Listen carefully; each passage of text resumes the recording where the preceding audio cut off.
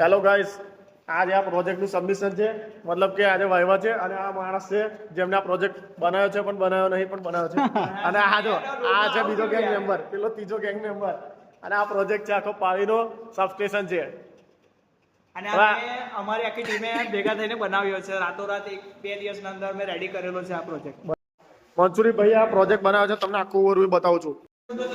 આ પાવીનું આખું સબસ્ટેશન બનાવ્યું છે જે એગ્રીકલ્ચર અને જ્યોતિ જીવન યોજનામાં.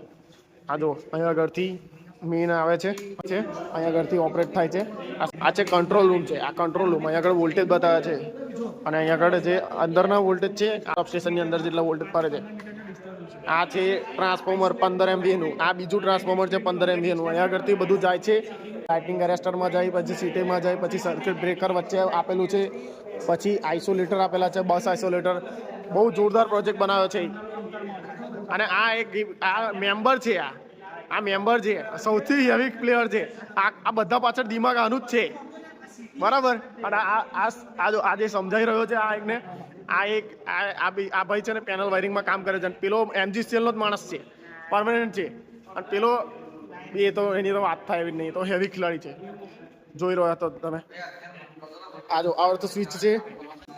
હવે આ બધું બંધ કરી રહ્યા છે. આ ટાવર બહાર બધું જ આપેલું છે.